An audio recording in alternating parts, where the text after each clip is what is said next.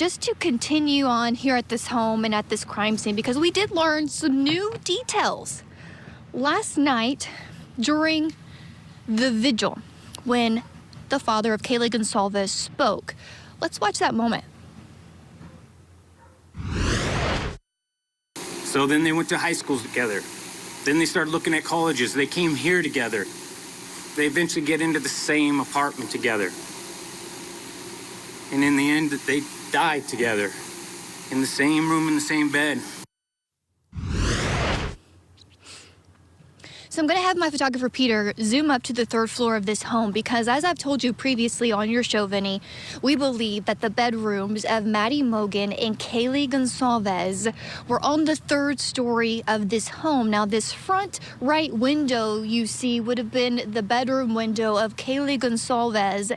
And then we have video of the back of the house where the third floor patio is and where we believe the window to the bedroom of Maddie Mogen would be, where you could see her pink cowboy boots in the window that she's been seen in pictures wearing, and a pink letter M in that back window as well. So now learning what Kaylee's father says, that those two best friends who grew up together died in the same room, in the same bed. We know two victims were found on the third floor. We have the floor plan, again, that we've rendered, we've drawn up to give our viewers a better idea of what the third floor would look like based on our observations here at the scene and, of course, through public information. Those two bedrooms, these two girls could have been in, Vinny, together when they tragically lost their lives. And listening to that again just sends chills down your spine. Being here, giving our viewers a better idea of what may have happened November 13th to Kaylee and Maddie on that third floor, Vinny.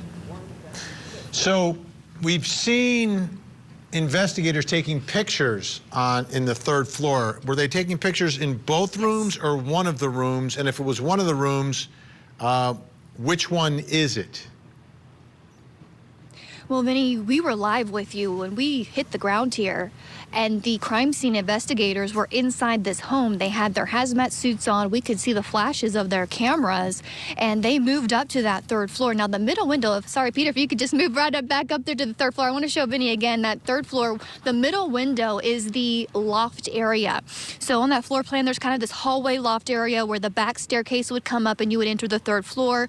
As you would enter the third floor to your right, the window to the far side of the opposite is a bathroom. So that window to the front is a bathroom, and the window to the right of the middle is the bedroom of Kaylee Goncalves. Now, when we were here on the ground with you that night, we observed flashes, the crime scene technicians taking photos. The flashes were coming from the middle window, Vinny, that night. So that's where the staircase would be, or it could have been coming from the room Maddie Mogen would be in, because her room is immediately back there to the right of the staircase upstairs. I personally did not see flashes in the bedroom that would have been Kaylee Goncalves' room. Not that it didn't happen, it could have happened, Vinny, but when we were here that night with you, that's where I did notice those flashes. And it could have been also them taking photos of the staircase, which by any means would have been covered with blood if the killer obviously went up and down those stairs. So that's brand new information. Now, the sixth person on the lease, have you heard anything about this sixth person on the lease? No, we haven't heard anything about that. I'm sure the detectives, the investigators receiving inquiries about the sixth person, because this is a 6-bedroom home. 2 bedrooms on this lower first floor where the front door is, 2 bedrooms on the second floor of the home. And again, Peter will move to the second floor, the right window where the blinds are, and you can see the light is on in that room. That's the room believed to be the room of Xana Kernodle, or possibly her and Ethan. Her boyfriend, Ethan Chapin, were found brutally stabbed to death as well, Vinny. But the empty bedroom, again, this is based on our observations. This is based on public information and photos from Instagram and TikTok of the victims who took a lot of pictures inside this home. It would be that second floor bedroom that's on the back side. would likely have been that bedroom that was empty, that sixth person on the lease who maybe didn't live here. But again, the police saying they're aware of that person listed on the lease. They do not believe that individual was present during the incident. Did the individual still live here? Those are a lot of unanswered questions we don't know at this time, because those two roommates who survived were on this first entry level floor, the ground floor, the basement floor right here behind this patrol vehicle where the front door of the home is. Okay. Anything else happening at the scene today?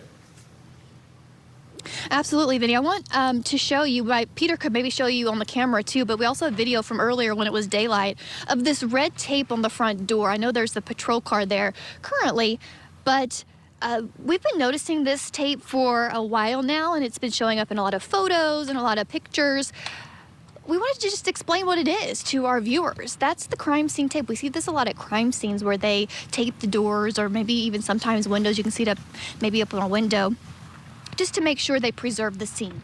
So if that tape is broken, they know someone has entered that scene, and that's been present. So every time the authorities would enter or exit, they would replace the tape in a certain way to preserve and document who goes into the home and who doesn't go into the home and when. There was also some action here, not by the police investigating this crime scene though, Vinny, but some action right on this road out front where I'm standing. There was, this afternoon, a person who showed up and, well, let's just watch. Is she allowed to spit on me? Can you pull over out there? I didn't spit on him. I spit on the ground over here, sir. You want to pursue charges or something? Yeah, I'd like his information. You want to pursue charges? I was sitting in my patrol car.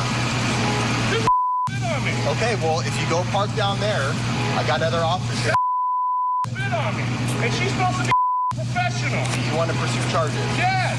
Okay, well, then we need to investigate it, and I need to get everybody's information, and then we're going to go from there. We got multiple cameras here. Yep. And review stuff. You didn't spit on me? I didn't spit on you. I spit at you. So Moscow Police Department responding to that incident, the police telling us that this isn't the first time that particular person has caused trouble around this town.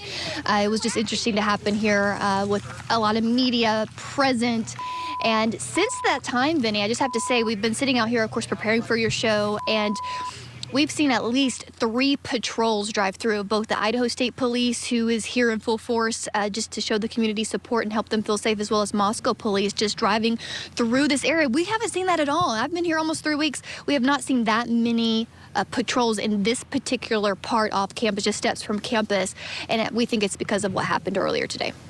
And today you went and sort of drove a potential escape route today. What can you show us? I did, Vinny. So I wanted to give you an idea. I thought you would be interested in seeing a route. We drove the quickest route that someone, if this perpetrator was in the vehicle, and again, remember, they were measuring the tire prints right here where I'm standing, so possibly someone drove their vehicle. We took video. We sped up this video because it's going to take a little bit longer. It took a couple of minutes to reach the main highway, Highway 95. I can't exactly see what you see, but you can see, I'm sure, a map that shows you the route from this home to the main highway that would lead south out of town. And we have video of that route that our photographer Peter took as we drove to give you an idea. This is the quickest route. It's a neighborhood type of area, but you can see that there's parts of the road you could have turned right or left or taken a fork in a road. But if you get to the main highway, there's a giant gas station with an A&W restaurant in it. I'm sure would have had lots of cameras that the police have confiscated. And as you take a turn onto the main highway, if you take a right, you run into the police station, which I'm sure has a lot of cameras, and I'm sure the police have scoured all of those videos. There are other routes, Vinny, that I should mention, and we drove this today with my producer, Anna. If you take a left out of where we are right now, which where we are is a dead-end street, you have to wind your way through a long neighborhood with a lot of dead-end streets. You have to know exactly where you're going to reach a main road. It takes a long time to get to that main road, and there's probably a lot of ring cameras and home security videos along that way too. But we wanted to show you the quickest way out of here if that perpetrator indeed was driving. And what was fascinating, right, once you get near that gas station, then you see businesses where there may be those cameras. Before that, I saw a lot of trees, a whole lot of trees on that route. All right, let's bring our guests into the conversation tonight. We've got great guests joining us tonight. In Jacksonville, Alabama, professor of forensics at Jacksonville State University, former senior investigator for the Fulton County Medical Examiner's Office, host of the Body Bags podcast. If you're not listening to it, I don't know why you're not. It's fantastic. Joseph Scott Morgan is with us. And in Monroe, North Carolina, death investigator, forensic criminologist, Dr. Laura Pettler is with us as well. Great to see both of you.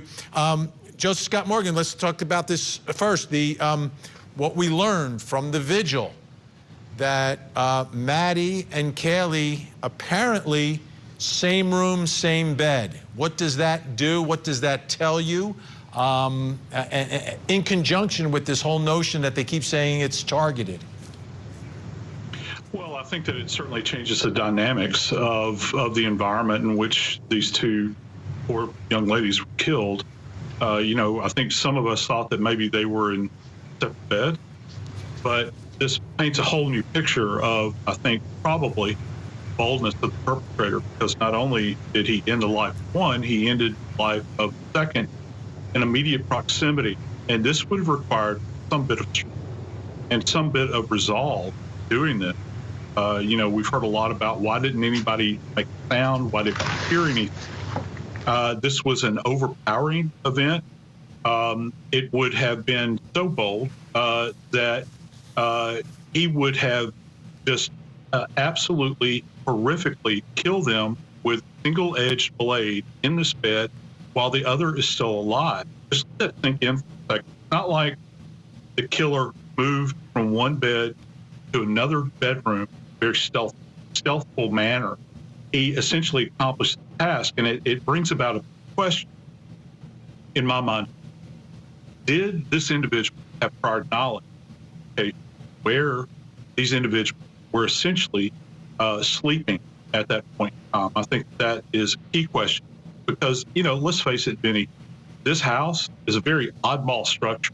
It has been my opinion all along that anyone that would move through here, dark, would have some kind of prior knowledge of the structure. Laura Pettler, let me ask you. Two victims, one bed, targeted, but there's two more victims on another floor. I'm trying to put this concept together. What type of evidence would lead investigators to believe that it's targeted? And maybe in a bigger sense, like, what does targeted mean? First, Vinny, I think that it's very important to recognize that they use the word belief as opposed to the word know.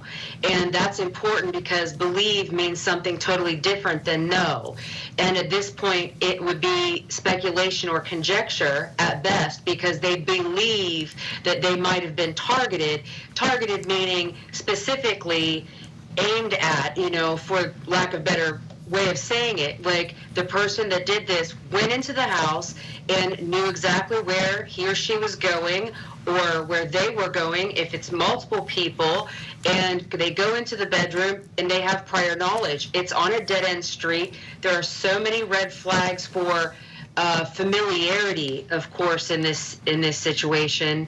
I think that it's very important to remember that at this point, I don't think it's safe to say that they know much of anything, because to know something empirically, you have to underpin it with substance that is valid and reliable. And I don't know that, you know, where we are with that at this point. All right, our guests are staying with us. Chanley Painter's live in Idaho. Much more coverage of what's happening out there. Plus, coming up next hour. Former Border Patrol agent Juan David Ortiz is accused of being a serial killer. Inside the courtroom, jurors are listening to the defendant as they watch his lengthy interrogation. We are live in Austin with the latest. In 2018, a killer walked the streets of Laredo, Texas. He took advantage of the vulnerability of this community. I mean, there was a lot of fear. Former Border Patrol agent Juan David Ortiz, accused of killing 4 women. Ortiz carried out these murders in a cold and callous way. Now he faces a jury and life in prison if convicted. The Border Patrol Serial Killer Trial. Live coverage weekday mornings at 9/8 Central on Court TV. 66.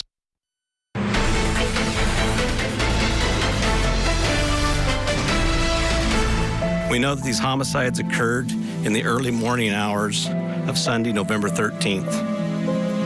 Around noon, Moscow officers received a call of an unconscious person. Officers discovered the bodies of Ethan Chapin, Xana Kernodle, Madison Mogan, and Kaylee Goncalves inside the residence on King Road.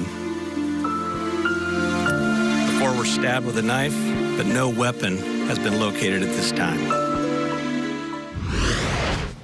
Let's go right back out to Court TV legal correspondent Chanley Painter, who's on the ground at the crime scene in Moscow, Idaho tonight. What do we know about these victims? Yeah, we've learned so much, of course, over the weeks since their murders, and their families, most of them speaking out, trying to honor their memory. Let's start with Kaylee Goncalves, her father and her sister being so vocal throughout this process, really trying to keep her story out there and who she was. And she was a 21-year-old student here, of course, at the university. She was a senior. She was a general studies major. She was a part of the Alpha Phi sorority. She was best friends, of course, with Maddie Mogan. And we know that she shared a dog with her former boyfriend, Jack, someone whose name has come up in this. And we know that dog was here at the home. We know that dog was unhurt in this incident. Now, Madison Mogan, we know she's a senior. She was 21 years old. She was from Idaho. She was a major in marketing, and she was of the College of Business and also a member of the Pi Beta Phi sorority. Let's take a listen, because we were able to talk to her father, Ben Mogan, yesterday, the first time with the media, and he told us more about what he misses about Maddie. When I was up here, I wanted to make sure and mention Jake. She got to have this, is really her only real big relationship she had in her life was with Jake, who is such a great guy, and I'm so glad that she got to just have at least a little taste of what it's like to be in love with someone. So we're going to So that was obviously him from the vigil last night, talking about her, and he told us that she was the best thing he ever had in his life. But let's move on to another victim, Xana Kernodle. She was someone that was well known. She was a part of the Greek life here at the University of Idaho. She was Pi Beta Phi sorority as well. She worked at the Mad Greek with Maddie Mogan. They were sorority sisters. Xana was 20 years old. She was a junior from Post Falls, majoring in economic business. Her boyfriend, of course, Ethan Chapin, he was a 20-year-old freshman. He was also a triplet. His funeral was held last week, and he attended this university with his two siblings. I can't even imagine their pain. But Vinny, I do want to show you, I'm of course here at the crime scene, and we know Ethan and Xana were not far from here hours before their murder. And I just want to show you a little bit of how close it is. I'm walking across the street here from the home, and you can see this walking path right here that cuts through the middle of this apartment complex and another multi-unit complex into a large open field, which we've seen students sledding down the past couple of days since it has snowed. But see the yellow house in the distance? That's Fraternity Road. That's one of the fraternity houses. Right next to it is the Sigma Chi house where Ethan Chapin was a member. It takes just a couple of minutes to walk from this home across that field to the Sigma Chi house, again, where Ethan and Xana were around 9 o'clock. But there's this big time gap now, the authorities are telling me, between that time they were at that home and then at 1:45 a.m. when they returned back to this home, or when they were at this home. So they're still asking for tips for that information. But I did want to show you that. I know I keep saying I'm steps from campus, but literally steps from campus, Vinny. Absolutely. Chanley Painter, thank you. Let's bring back in Joseph Scott Morgan and Laura Pettler. Joseph, how important is it to take that deep dive into the lives of these young people, and you look at the relationships? Kaylee and Maddie, best friends. Ethan and Xana are boyfriend and girlfriend. Xana and Maddie are sorority sisters, and they work together. So there's all these connections amongst these four victims. How deep do you have to go into their lives to figure out if there was anyone who would have a reason or a problem with one or more of them? Very deep. And just think about it. Each one of their lives touched other lives. And from an investigative standpoint, that's essential. And this is a very dynamic environment. You know, I'm a college professor. I live and work in a college town. College towns are very transient places. And for them, you have people that move in and out of your lives. So for every individual, each one of these victims, you can go exponential when you begin to think about how many lives were contacted through them. And I'm not talking about at an emotional level. I'm talking about people that witnessed them going places, hearing them say things, people that were in class with them, all of these. And so you have to follow that out. You begin to think about the Sigma Chi party that night. That's a big dynamic that's involved in this. Of course, we've heard a lot about the food truck, and that's in the immediate, but just extending out from this. And maybe there's something that really troubles me. You know, we had a lot of kids from this university that left for Thanksgiving break. And there are a lot of kids and their families that are scared. And there are people that are not going to return. And the problem that the police will face with that is that there is nothing like an interview with someone face to face where they're sitting across the table, because police can elicit information from people. You know, they can read people, they can understand that. And some student out there might not think that the information they have is important, but now they're gone, and we're in the third week now. And so there's no opportunity to get that person at a table and sit down with them face to face. It's one thing to make a phone call, it's one thing to have a Skype, but there's nothing like that person-to-person contact that investigators have. You got kids that go to school here that are from out of state. Some have stated they don't want to come back. Some are going to be doing online. So that moment in time is lost. And I really hope that that is not going to be where the key rests. And about the numbers I've heard, about 50% of them not coming back. Yeah. Laura, let me ask you, which is more difficult here? If it turns out we're looking for someone who is connected to the life or lives of some of the victims here, or someone who's completely disconnected, a stranger, a stalker, a serial killer, someone like that who is not supposed to be in that environment but committed quadruple murder in that environment, versus someone who's a part of their lives who may have a reason, jealousy, whatever it is. Which one is more difficult to find? You know, I think that anytime there's an offender and a victim and they have some type of connection or a relationship, that's easier to find. If there is no victim-offender relationship whatsoever, a lot of times, as you can see in serial homicide, they are more difficult to solve quickly. I couldn't agree with Joe more than with everything that he just said. And taking these deep dives on the victims is critically important, but not only gathering all that information, but then sorting it, organizing it, and testing it for validity and reliability. Because a lot of those things that people tell the police, they can send police on wild goose chases, and we don't want that. So not only does the information have to be collected, but then it has to be properly organized and sorted, and then it has to be proven what's true and what's not. Well, this one, we will continue our coverage, obviously, and our thoughts are with everyone, with those families and everyone on the campus who is, I'm sure, pretty fearful night after night. Laura Pettler, Joseph Scott Morgan, thank you so much. I also want to thank Chanley Painter, doing amazing work out there, as always. We'll speak again really, really soon. In the meantime, when we come back, another story involving another university, Florida State University. Law professor Dan Markell was murdered. The woman on the left has already been convicted of being part of a big conspiracy. The man on the right is her ex-boyfriend. He's now facing trial, and we heard that she may be turning state's evidence. We'll get the latest next. 07.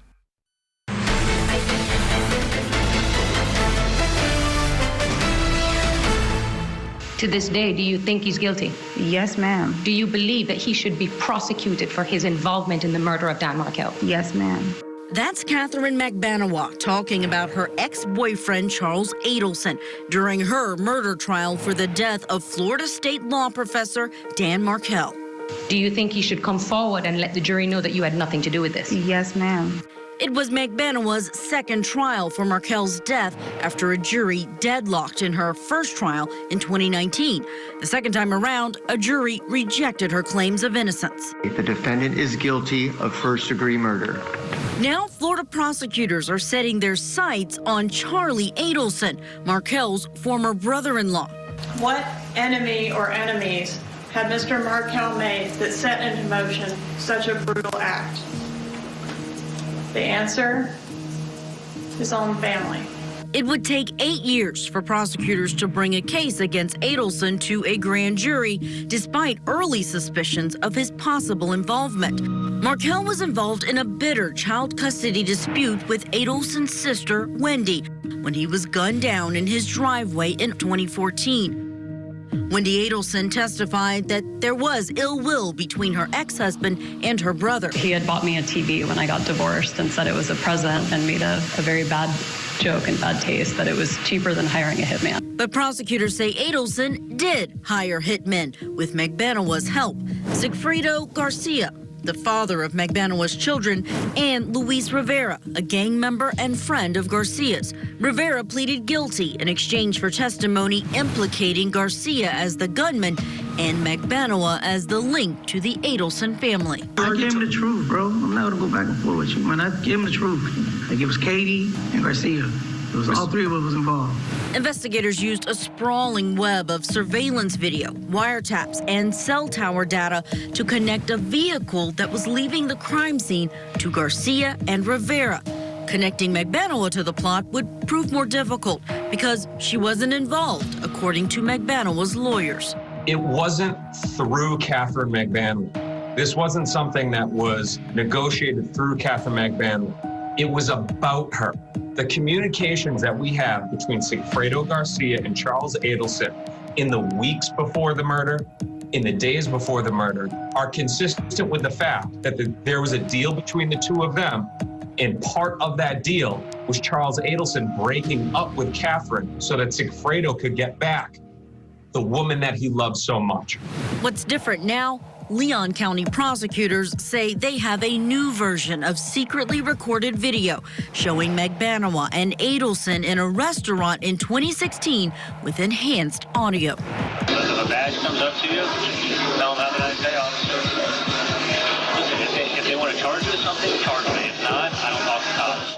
Prosecutors showed the video to the jury in McBanawa's retrial and to the grand jury that indicted Charles Adelson. The piece of evidence was something that I did think was important, and I've always felt like if we could just get that clarified, that would make a big difference potentially in the case, so I was really happy to have that piece of evidence to present to the grand jury. Charles Adelson now faces the same charges that McBanawa was convicted of: first-degree murder, conspiracy to commit murder, and